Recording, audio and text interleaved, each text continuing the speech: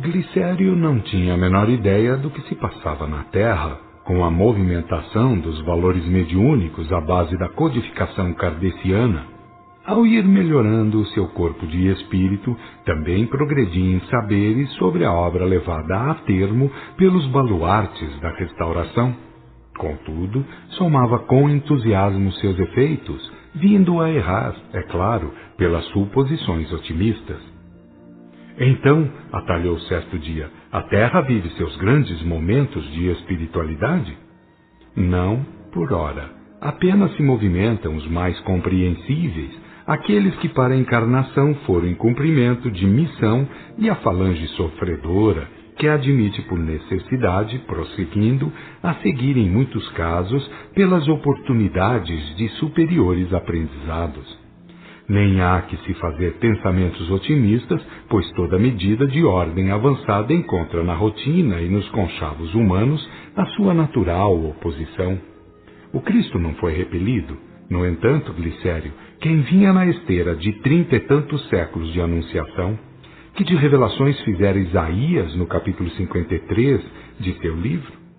E qual fora a função de João Batista proclamando a todo o Israel a chegada do Messias? Olhou-me com bastante tristeza, balbuciando. Então, Lira, o Consolador encontra os seus obstáculos na hora de sua reentrada no mundo, assim como seu ímpeto realizador os defrontou há quase 2000 anos?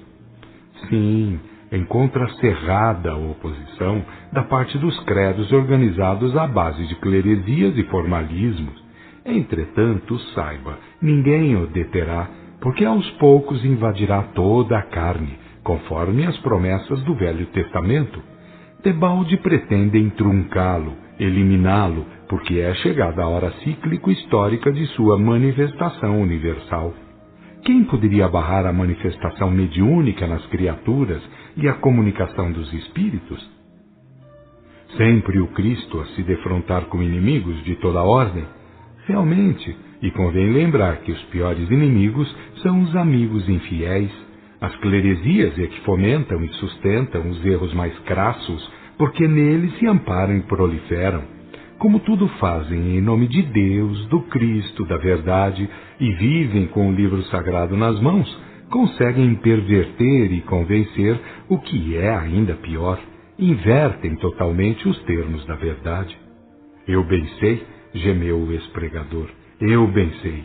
Ao que é indigno se atribui a Deus, e ao que é digno se faz infâmia, se diz que é diabólico. Assim se fazem as verdades rasteiras, os conchavos humanos que levam desgraças e tristezas a todos os recantos do planeta. Sem dúvida, hão de dizer que o diabo está a fazer das suas, não é? Apenas isso, tal como fizeram com Jesus, atribuindo seus feitos a Beelzebu. Mas, como já disse, ninguém logrará triunfar contra a restauração. Puderam contra Moisés, puderam contra Jesus, quando assim os tempos permitiam, pelo atraso das inteligências. Agora podemos afirmar, a ordem é não voltar atrás, e de fato o Espiritismo invade a Terra, levando a todos a certeza da verdade que livra. Nossa conversa findou com a chegada de Sabino, que veio trazer a ordem de serviços para o dia, como de costume, pois me dera nos últimos dias a visitar os recolhidos em primeiro lugar, a fim de saber das melhoras operadas ou de quaisquer outras contingências ocorrentes. De que estavam falando? Perguntou-me Sabino em caminho. Da repulsa que os ditos crentes oferecem a tudo que é verdade progressiva, as verdades que vão sendo reveladas continuamente a pretexto de maior respeito a Deus. Do culto da aberração? Dos que pretendem ensinar a Deus?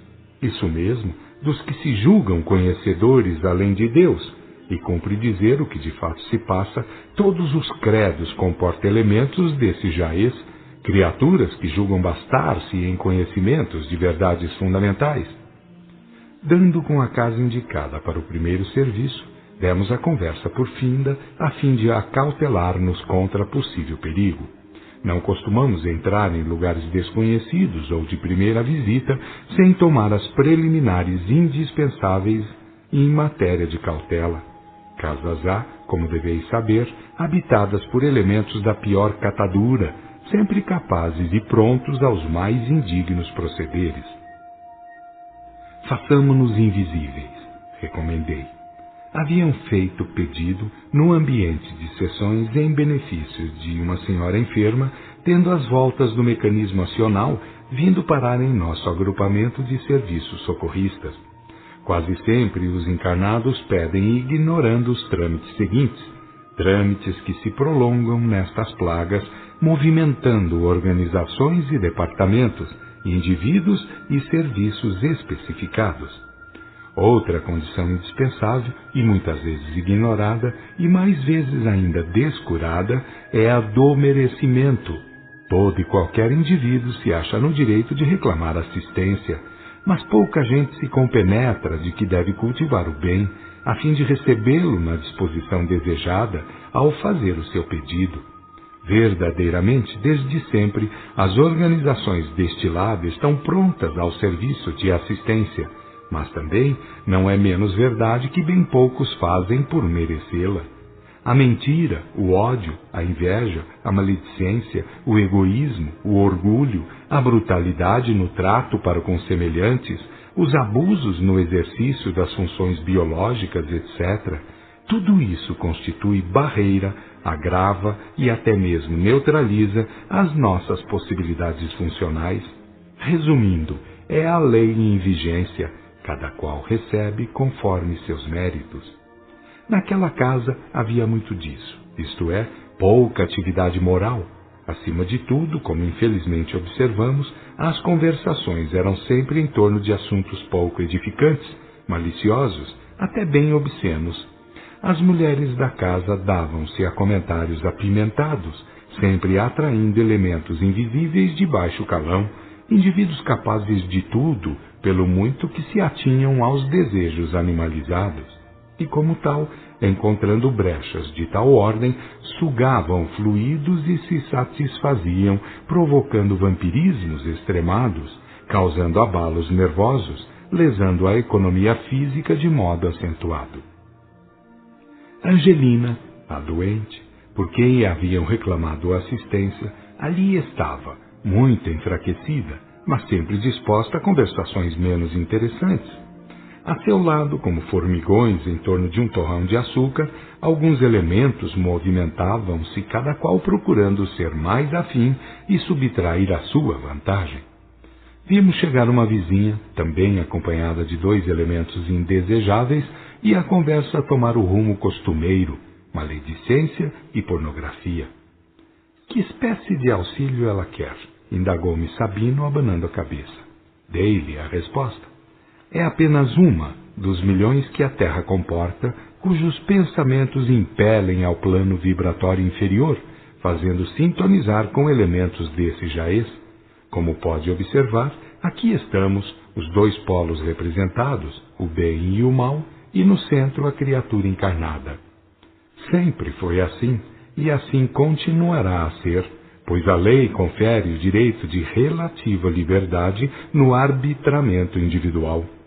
Aproveitando o lapso, quis ele saber: como vamos agir? Podemos tomar alguma providência ou devemos informar o departamento? Vamos dar a resposta no grupo espiritista onde fizeram o pedido. Só agiremos conforme vier a merecer. Duvido que receba alguma coisa, balbuciou Sabino. Que pensas então fazer? Recursos existem muitos, bem o sabemos. Contudo, causa nojo ver o que se passa. Essa gente não sabe falar de outras matérias? Serão apenas esses os assuntos de que se possa tratar? Causa-me repugnância.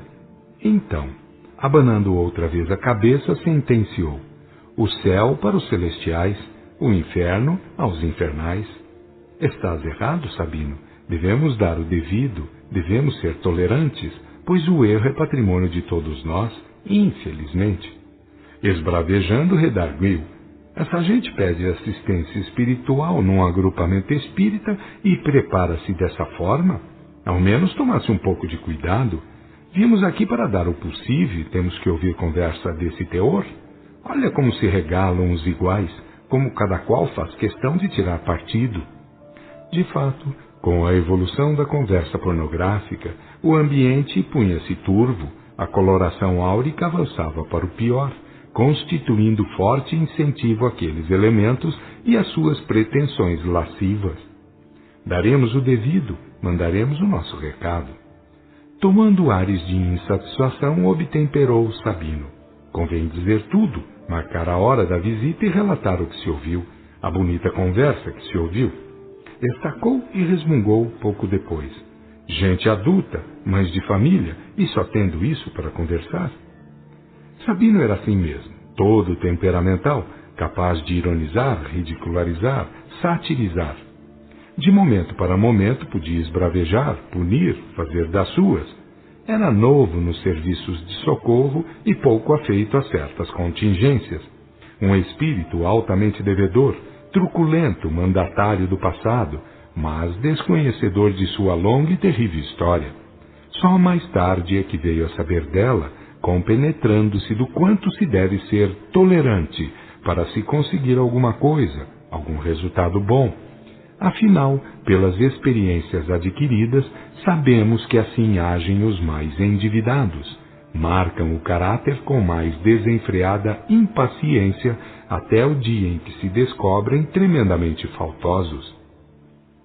Aquele caso, assim como a grande maioria deles, era de enviar bom conselho e prometer auxílio segundo as performances apresentadas a seguir. E assim se fez, dando resposta à consulta feita. Verdadeiramente, a grande maioria humana pensa que religião é concepção admitida, fé deísta aceita em forma contemplativa, largando-se ao culto de procedimentos incorretos, usando e abusando das práticas menos decentes, como sejam a mentira, a maledicência, o egoísmo, o ódio, a inveja, a conversa licenciosa, etc. Pensando sobre Deus de modo formal e sobre os tratos comprometedores de maneira tão pródiga, como evitar o achego de elementos indesejáveis? Há casos em que se não pode fazer coisa alguma, pelo simples fato de se não contar com a boa vontade das criaturas realmente interessadas. Faltam com o bom procedimento, usam-se perniciosamente a ponto de nos obstarem todo e qualquer esforço.